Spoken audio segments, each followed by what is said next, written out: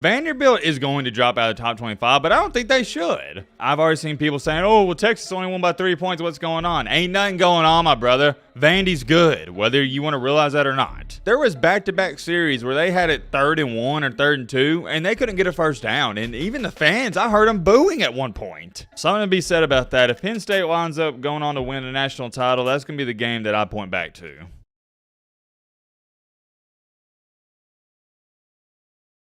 Ladies and gentlemen, boys and girls, hope all of you had a great weekend watching some college football. Man, oh man, can y'all believe it?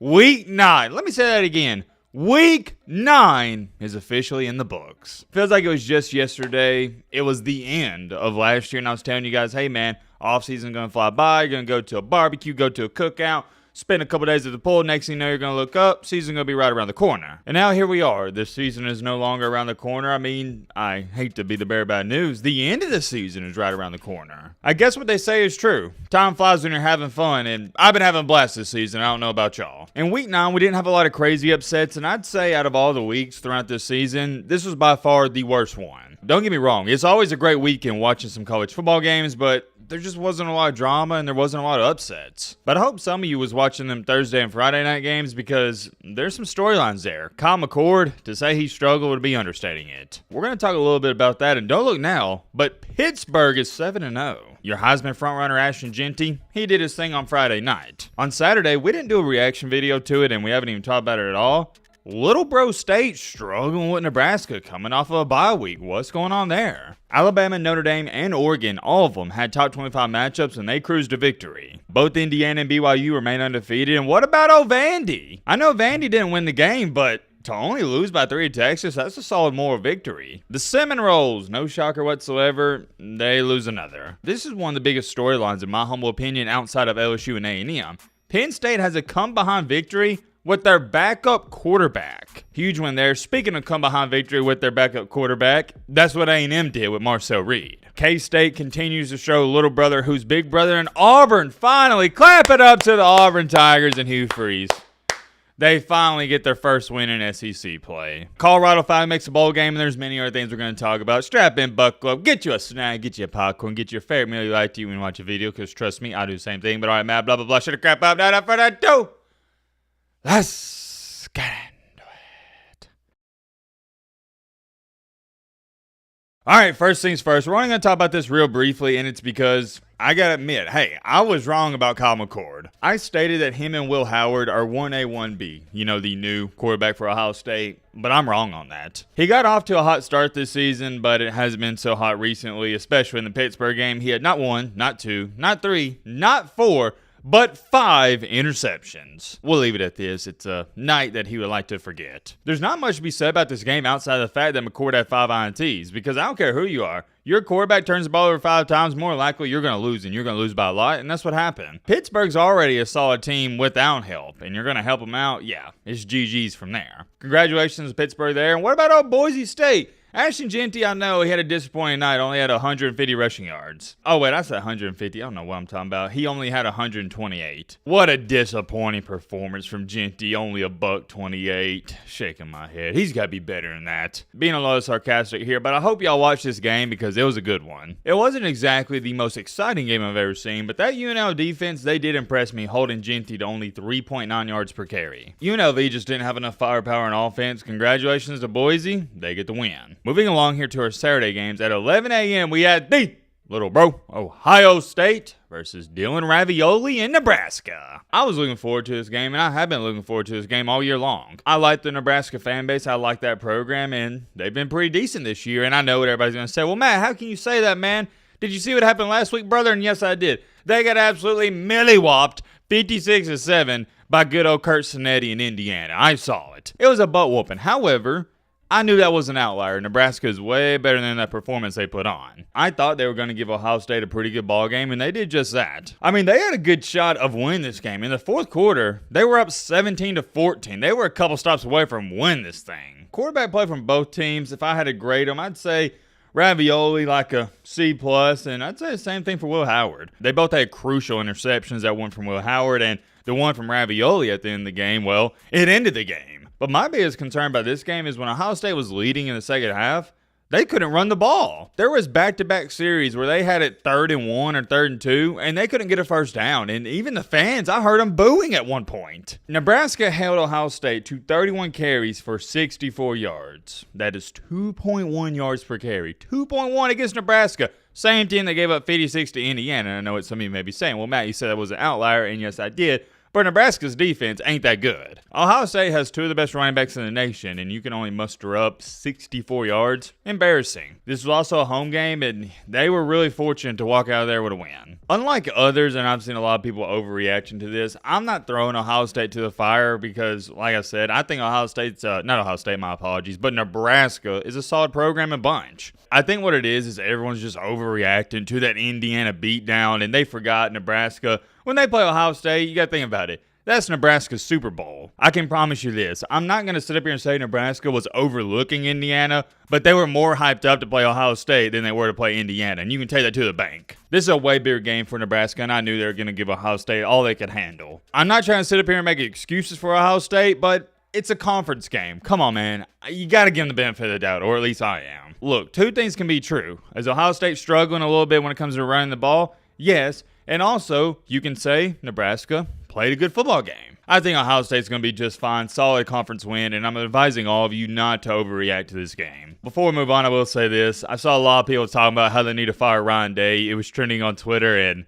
if you've been watching this channel, you know how I feel about that. You're a little late to the party, my friend. That's all I'm going to say about that. Moving along here, Notre Dame Navy. I'm going to talk about this game for approximately 10 seconds. Notre Dame just demolished them. Navy had 2 early fumbles, and it was wraps from there. It was over from the start. Don't get me wrong, I'm all for Navy and Army being inside the top 25, but Notre Dame just has way too much talent. Indiana did their thing, took care of business against Washington. And what about this one? OBV, which is Brent Venables, his seat is getting hotter and hotter by the day. Winter may be coming up, but Brent Venables, he can't feel it because that seat is on our level. What was weird about this Ole Miss game is Oklahoma just about had the same amount of yards as Ole Miss. They had more first downs than Ole Miss, and they still lost by double digits. Oklahoma is a bad football team. Let's call it for what it is, and they don't know who they are. They don't know what their identity is. On the flip side for Ole Miss, didn't exactly impress me, but a win is a win in the SEC. This game shocked me a little bit. Oregon beat the absolute snot out of Illinois. I think they were up by like 30 at half. I ain't gonna hold y'all. I quit watching in the second half, and there's no need for me to watch film because it was over at halftime. And I love to see this out of top tier teams. When you're playing teams like who Oregon has played the past couple weeks, Illinois and Purdue, you go out there and you take care of business. You never give them hope. Really loving this Oregon team and what they're doing. And what about this one? We had Alabama and Mizzou. This was a top 25 matchup. Although me personally, I don't have Missouri inside of my top 25. I don't know why they're in the top 25, but really a different conversation for a different day. Alabama, they steamrolled them 34-0. They still don't really impress me, and we'll see what Bama's made out of in 2 weeks when they play LSU. I don't think Missouri's a good football team, especially with their starting running back out, and they had their backup quarterback in there. I'm not taking anything away from Alabama, but it's easy to look good when your opponent's inferior. Alabama's got to prove something to me. They still don't impress me, but like I said, we'll see what happens in a couple of weeks. What about this game? Oh, Texas and Vanderbilt. Remember, Texas is coming off of that loss to Georgia, not even just a loss, a beatdown. And then you got Vandy riding on all-time high. They're in cloud 9. They are ranked inside the top 25 for the first time since 2013. And Texas came out on top, but Vandy, they didn't back down. Weirdly enough, I was getting deja vu. To start this game, Quinn Ewers had a tip pass interception. And that's how Alabama started the game against Vanderbilt. Although Vandy didn't return Quinn Ewers' interception for a touchdown, they scored on that drive. Pavia had an 18-yard touchdown run. Just like that, you look up, Vanderbilt's up 7-0, and we're like, wait a minute.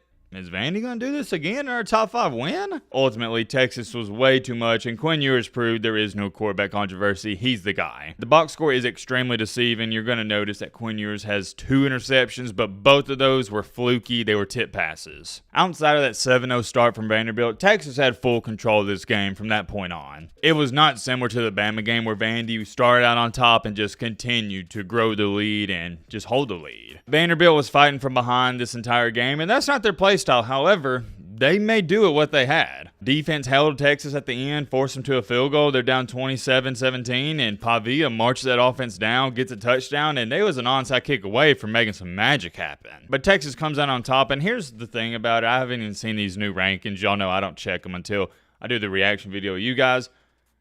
Vanderbilt is going to drop out of the top 25, but I don't think they should. If Vanderbilt just played Texas close, they lost by 3 to a top 5 team, why are they dropping out of the top 25? I don't understand that logic, and I hate to say great loss from Vandy, and I know they're not taking moral victories, but that was a great loss. They played a good solid ball game. On the flip side for Texas, there's nothing to hang your heads about, not even to the slightest. Vanderbilt is a top 25 team. Whether people want to believe this or not, they are legit. Quinn Ewers bounced back. The entire Texas team and program bounced back. I'm proud of them, and I'm happy for them. I've already seen people saying, oh, well, Texas only won by 3 points. What's going on? Ain't nothing going on, my brother. Vandy's good, whether you want to realize that or not. The way they execute in that offense they have, it's hard to stop. And I thought Texas actually did a good job stopping that Vanderbilt offense because it is complex. Good win for Texas. Cam Ward and Miami. I ain't even going to talk about this game. They're not worth my time. And when I say they, I'm talking about the Seminoles. They're pathetic. Cam Ward, he does his thing. They take care of business. Let me ask you a question. Do you really want me to get up here and make fun of the Seminoles again? I mean, we've done it all year long. I know some of you may want to see it, but most of you, you're tired of it. And so am I. They suck. Let's keep it pushing. Let's get into these night games. Oh, Penn State and Wisconsin. What about that one? I was so impressed with Penn State when Drew Allar went down with that injury and the backup quarterback came in there. And I've been thinking about this ever since the game. And I'm coming to the executive decision that the backup quarterback played better than Drew Allar. He did. Obviously, moving forward, you prefer Drew Allar. He's a starter for a reason. But that backup quarterback went in there, and he didn't flinch. He finished 11 for 13, 100 passing yards, 1 touchdown, QBR of 85. Also had some nice scrambles, had 6 carries for 28 yards, and those are big plays. But the reason Penn State came on top in this game is their backup quarterback, unlike Wisconsin's starting quarterback, didn't make a disastrous mistake. And the play of this game is Wisconsin is winning 10-7. They have it backed up on their goal line. I believe it was 3rd and 10, 3rd and 12, 3rd and 13, something like that. And their quarterback, Braden Locke, guess he thought this was some high school movie and everyone's going to put him on their shoulders and carry him out of the stadium if he were to complete this pass or something. He tries to be Superman, long story short. And what does he do? He, sorry laughing, but it's funny. Throws a pick 6. Somebody should have went up and told Braden Locke before that pass that in real life the villains are victorious. This ain't a fairy tale. Your defense is playing awesome. You got the lead. Penn State had that backup quarterback in there and he wasn't moving the ball like it was later in the game.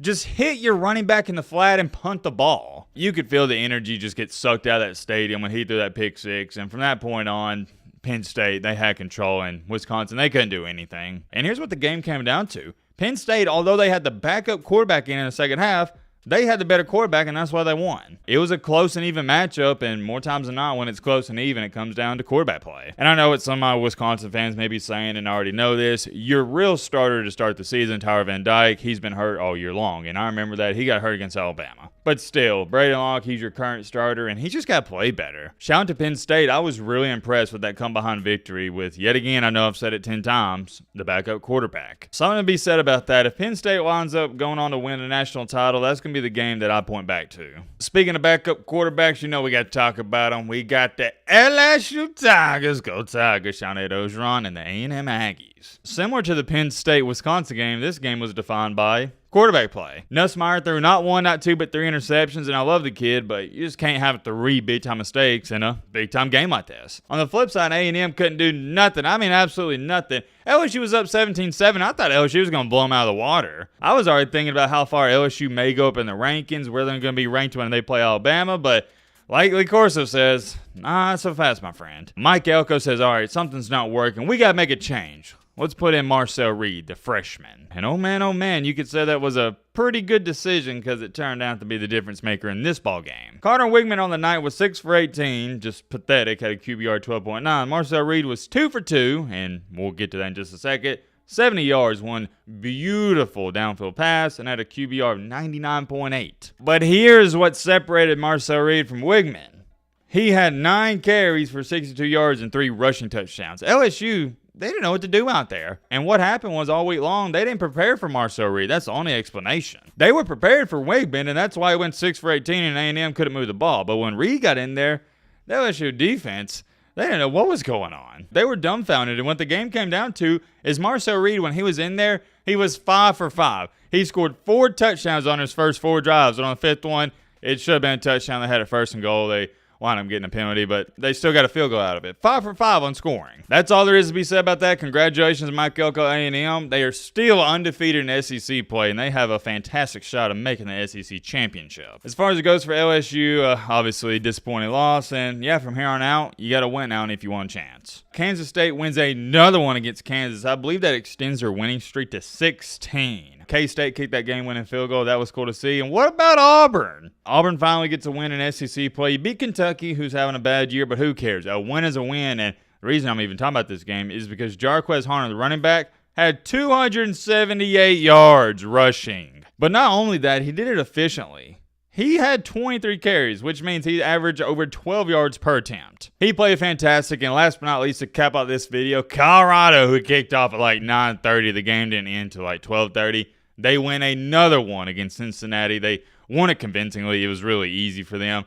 And now they're bowl eligible, so congratulations to them. Many more things we could talk about, but yeah, I think that sums it up. I talked about all the games I wanted to, and I want to hurry up and get this video edited and uploaded so you guys can see it. I'm curious. Let me know your thoughts and all this down below. But